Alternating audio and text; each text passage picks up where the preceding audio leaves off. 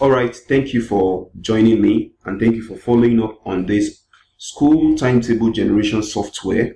As you can see, it's a program prepared in Excel, and so it will not require any special or specific installation processes. Also, it does not require the internet for it to work. In as much as you have Microsoft package installed on your system, then you are good to go to use this template. Okay, so this template also works for both public schools, that is government owned schools, and also private schools. If you have multiple arms in your school, this timetable will be very useful for you as well to make the work of preparing your school timetable very swift. Okay, as you can see on your screen, I have the template duplicated into two. The first one is prefilled. This prefilled is the one I have worked on already. This is to show you how the end product will look like after working on the template. Then I will walk you through the empty template so that you see how this template can be used. So that is why I have this too. So I'll quickly run you through the prefilled. So for the prefilled template, we have 6 interfaces. 6 interfaces. The first one is the teacher interface. The second one is the subject interface. Then this is the main engine room, that is the class allotment. This class allotment interface is the main engine room. We are going to get there. Then we have the analysis sheet, which I call check-in. That is the analysis sheet. Then we have the timetable for class, and we have the timetable for teachers. This timetable for class is class-based timetable, as you can see.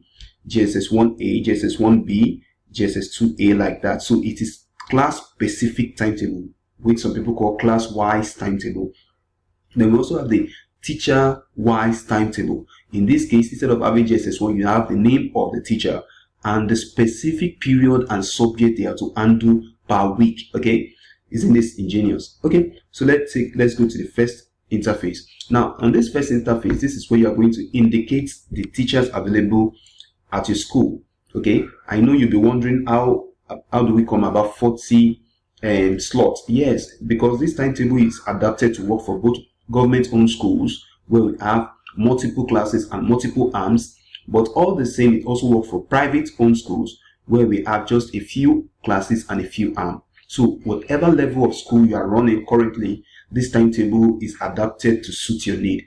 Okay, for this case that I've entered some information, I've entered the names of few teachers available in this demo school. Okay, but then we have other slots that can accommodate up to 40, like I've said. So that's the first assignment. You need to update the name of teachers in your school. Then the second assignment on this interface is for you to enter the name of your school. Very important, because if you don't enter the name of your school on the timetable, the name of your school will not be displayed on it. So that is why this part is also very important. So basically, these are just the 2 things you have to do on this interface. Now let's go to the second interface, which is the subject interface.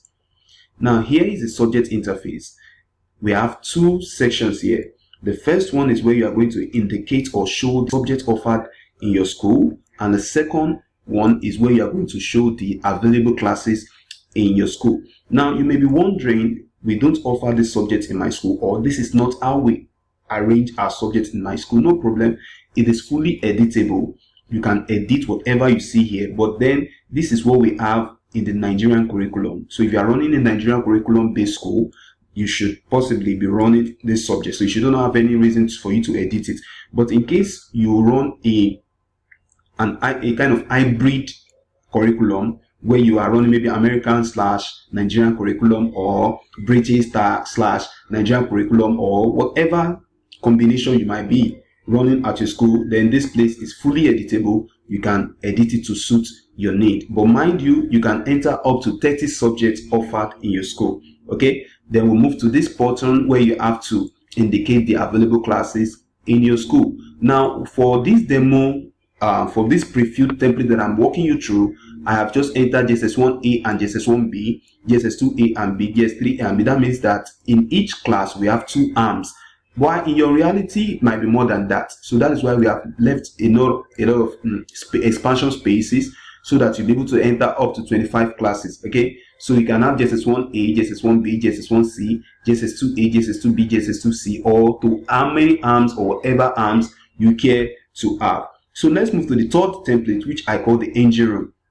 So this is the engine room of these templates. This is where you are going to allocate teachers, and this is where you are going to allocate the subjects they handle. Now we have per day, 10 periods per day, and you'll be wondering, why is it up to 10 periods?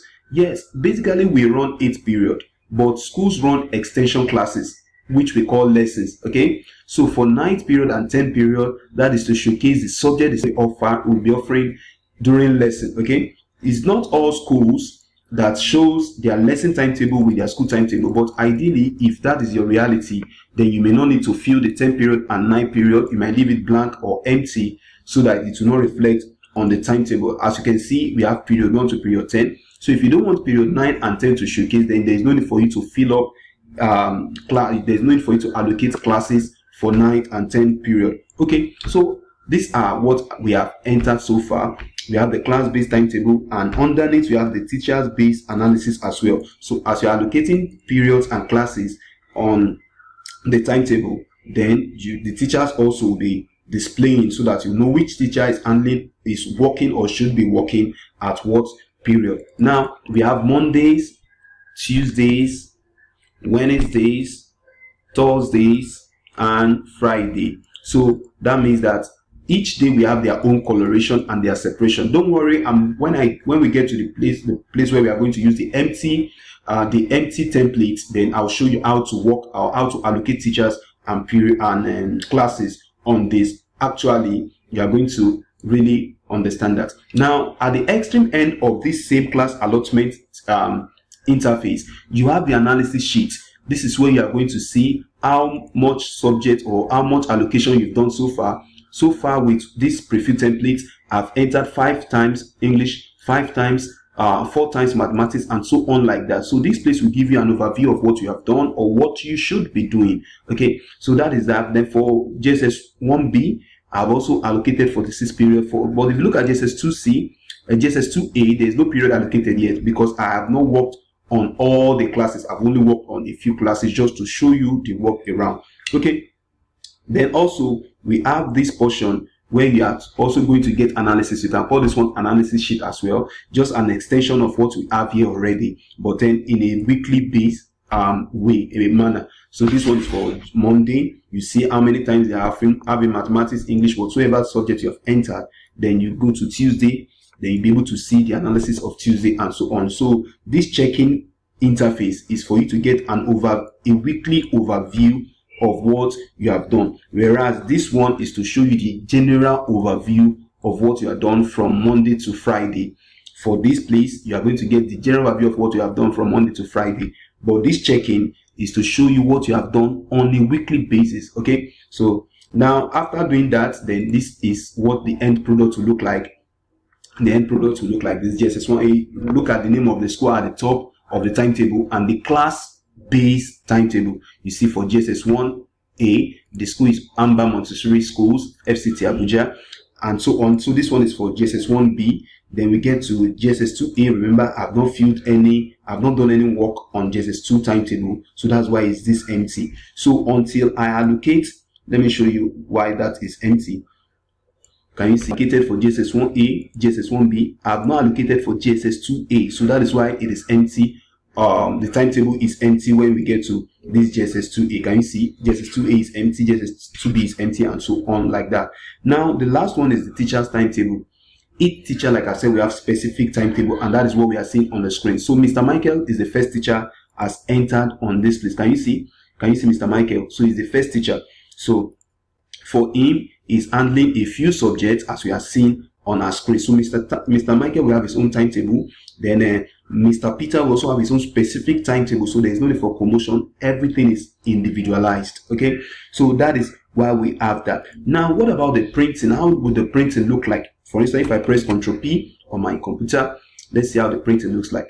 So we have made it to have 2 classes or 2 timetable on one sheet. Can you see 2 timetable on one sheet? The reason is because we want to help you economize. So you can have 2 classes timetable on one paper, on one A4 paper. Then you detach and attach specific timetable to specific classes. So instead of having 1 timetable on one sheet, you can have 2 timetables on one sheet. Then you can now detach yourself. So let me walk you through the empty timetable and let's do a little work.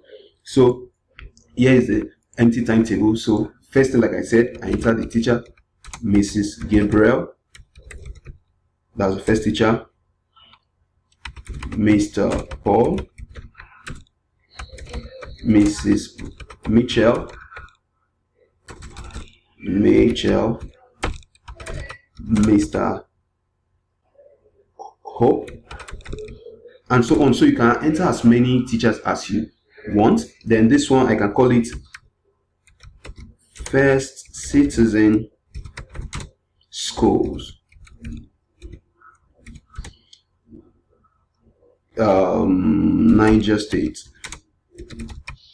First Citizen Schools, Niger State. Okay, so that is all I need to do here. Then the second one is for me to enter my subject, because this is a Nigerian based curriculum, so I'll just leave it at that. Then the available classes, I can call it JSS 1. Okay, let's say primary 1, primary 1A, primary 1A, then primary 1B,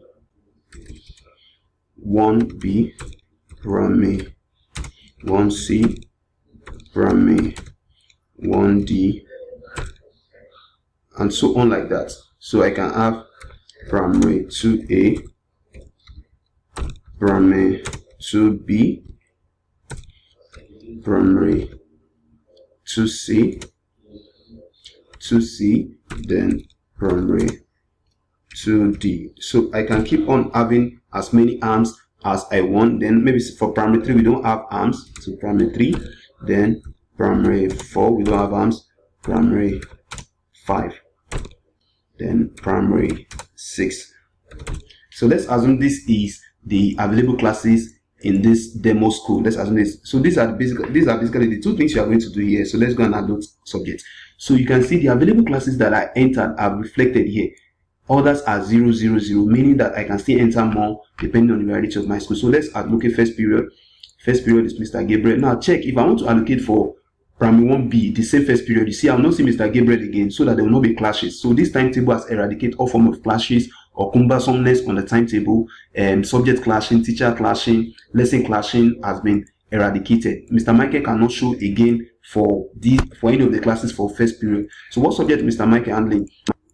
Let's say Mr. Paul is next, and Mr. Paul handles English language, and let's say Mrs. Mitchell is next, and she handles let's say business studies. And then for D we have Mrs. Hope, and Mr. Hope, he handles, let's say, basic science. Okay, so I can keep on allocating teachers, but you see all the teachers I've indicated, I've used them all, so they cannot show again in this same period. So that's why we have teacher 5, teacher 6, and if you look at the teacher timetable, you see that's why we have teacher 5, teacher 6, because that is the name I left there. That's why we're having them there. Okay, so let's just take that away. So let's go to second period. You do the same thing. You do the same thing for second period. Mr. Gabriel, remember, it handles mathematics, so that will be double period. Let's say the next one is Mrs. Hope. Mrs. Hope takes basic science, and we have this Mr. Paul. Mr. Paul handles English language. Then we have Mr. Michael, Mrs. Mitchell left, which is business studies. So this is how you continually allocate subjects. So let's go and see the timetable, or let's see the analysis at the extreme end. Can you see the analysis? You see mathematics has been entered 2 times. You see the subject has been entered, and you can see primary 1B and primary 1C. Okay, so let's see how the timetable looks. The class-based timetable. You can see Mr. Gabriel to handle mathematics, 2 periods for Monday. Can you see? Then Mr. Paul, 2 periods for Monday. Then we'll go on like that. Mr. Mike and Mrs. Mitchell and Mr. Paul to handle their different subjects as English and business studies. So this is how the timetable work. And let's go and see the teacher-based timetable. Can you see? Mr. Michael has first and second period, and Mr. Gabriel has first and second period for primary 1 mathematics, and we have Mr. Paul. Primary 1B is to take English, then primary 1C is to take English. So this is how the timetable work. It's teacher-based and class-based timetable. So let me know what you think about this ingenuity, about this timetable. Let me know how you think this timetable will help you, and let me know if you are interested in having this timetable at your school to make the work easier and faster. Thank you so much.